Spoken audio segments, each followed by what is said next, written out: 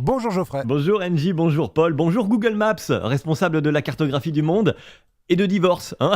Bah oui, Facebook cause des divorces, Google veut rivaliser, il se diversifie toujours plus de services. J'explique, sur Google Maps, il y a un mode qui s'appelle Street View, hein, pour ceux qui connaissent pas, des Google Cars, des voitures quoi, équipées de caméras à 360 degrés. C'est la rotation, hein, pas la chaleur, évidemment, parce qu'à 360 degrés, une caméra ça filme plus, hein, ça brûle. C'est sûr. Non mais je précise, ces voitures filment donc les rues du monde entier. Sur Google Maps, on peut se balader et voir virtuellement les rues grâce aux photos qui ont été prises, y compris ce qui se passait au moment de la prise de vue. C'est là que ça se complique, surtout quand tu trompes ton amoureux. Eh oui, c'est arrivé au Pérou.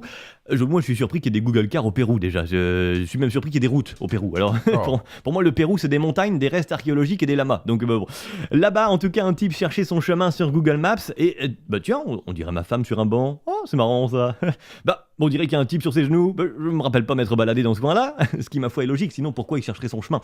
Pire, on dirait qu'en plus, ça lui fait des papouilles. Oh, des petites papouilles sur le front. Là, soit dit en passant, la fameuse papouille péruvienne. Hein, on dirait qu'on va retrouver ça dans le Kama Sutra, dis donc. La papouille péruvienne. Ça semble acrobatique, dit comme ça. Et ça implique forcément la présence d'un bonnet à pompons, bizarrement. Bref, la dame fut prise en flagrant délit de tromperie. Le monsieur a demandé le divorce, qu'il a donc obtenu, forcément. Il y avait des preuves. Moralité, moi, ça m'a donné l'idée, après, par exemple, Adopte un mec, Mythique ou YouPorn, c'est-à-dire les endroits où on trouve l'amour.